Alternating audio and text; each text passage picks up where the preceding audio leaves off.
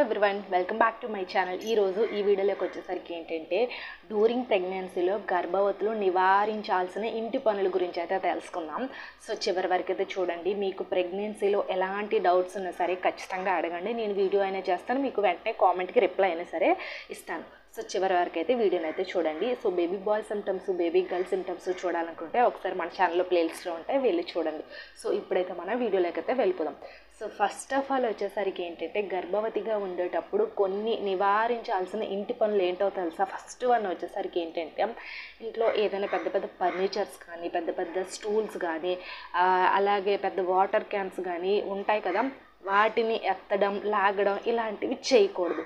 So దానివల్ల ఏంటంటే uterus అనేది చాలా పెయిన్ వస్తుంది, బేబీకి కూడా అన్కంఫర్టబుల్గా ఉంటుంది. కాబట్టి బరువైన ఎత్తైనవి వాటిని లాగడం, చెరపడం చేయడం అనేది ఆపేయండి. అది ఫస్ట్ వన్.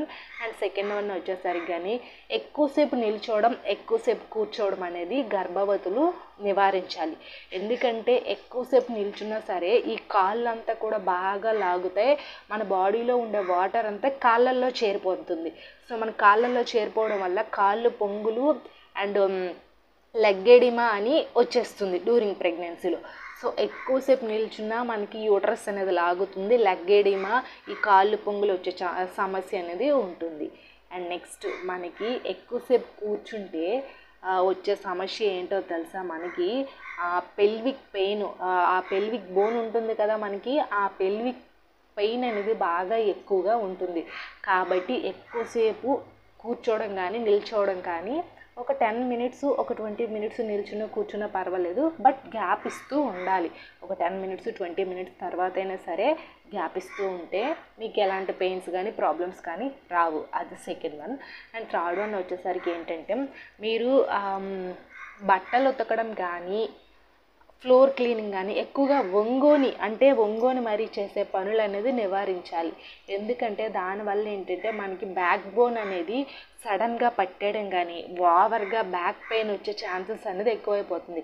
డ్యూరింగ్ ప్రెగ్నెన్సీలో ఎక్కువగా ఓవర్గా బ్యాక్ పెయిన్ వస్తే దాన్ని మనం ఫేస్ చేయడం అనేది చాలా కష్టమైపోతుంది. దానికి మళ్ళీ వేరేగా మెడిసిన్ వాడడం ఇలాంటి ప్రాబ్లమ్స్ అన్నీ వస్తూ ఉంటుంది. సో ఎక్కువగా వంగోని చేసే పనులు అనేది నివారించాలి.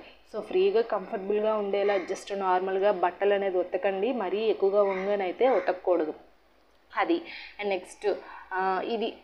అండ్ ఫోర్త్ వన్ వచ్చేసరికి ఏంటంటే స్టూల్స్ కానీ, ఏదైనా కుర్చీలు కానీ వేసి పైన ఏమైనా ఉంటే కొంతమంది తీస్తూ ఉంటారు కిచెన్లో కానీ, కబోర్డ్స్లో కానీ, అండ్ స్లేడీస్ పైన కానీ ఏమైనా ఉన్నాయనుకో వస్తువులు. సో ఇంట్లో ఎవరు లేని టైంలోన, అంటే ఎవరు చుట్టుపక్కల లేనేటప్పుడు అవసరమైన వస్తువుల కోసం స్టూల్స్, అంటే బ్యాలెన్సింగ్గా ఉండే స్టూల్స్ ఎక్కి మరీ తీస్తూ ఉంటారు.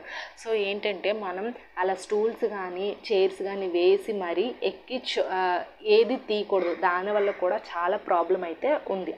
సో అది fourth one. And fifth one వచ్చేసరికి ఏంటంటే ఉంటాయి కదా రసాయనాలతో కూడిన ఫ్లోర్ క్లీనింగ్ స్ప్రేస్ ఉంటాయి కదా, కొంతమంది స్ప్రే కొట్టి కిచెన్లో కానీ, ఫ్లోర్కి కానీ స్ప్రే కొట్టి దాన్ని మాపింగ్ చేస్తూ ఉంటారు. సో అలా రసాయనాలతో కూడిన మాపింగ్ స్ప్రేస్ మీరు స్మెల్ అనేది పీల్చకూడదు. ఆర్గానిక్గా ఉండేవి మాత్రమే మీరు యూస్ చేయండి. సో మీరు స్ప్రే కొట్టేసి క్లీన్ అయితే చేయకండి. దానివల్ల ఆ స్మెల్ పీల్చడం వల్ల కూడా మీకు చాలా ప్రాబ్లం అయితే ఉంటుంది. సో ఈ 5-6 మిస్టేక్స్ అయితే చేయకండి. దీనివల్ల బేబీకి ఎఫెక్టే, మీకు ఎఫెక్టే. సో ఇది అండి. ఐ హోప్ మీకు ఈ వీడియో మీకు నచ్చితే ఖచ్చితంగా లైక్ చేయండి, షేర్ చేయండి. చాలామంది వీడియో చూస్తున్నారు కానీ లైక్ అయితే చేయట్లేదు. చిన్న లైక్ చేయడం వల్ల నాకు సపోర్ట్ ఇచ్చిన వాళ్ళు అయితే అవుతారు. అండ్ వీడియోని చూసి వెంటనే సబ్స్క్రైబ్ కూడా చేసుకోండి. ఆ చిన్న సపోర్ట్ అయితే మన ఛానల్కి అయితే ఇవ్వండి. Thanks for the watching.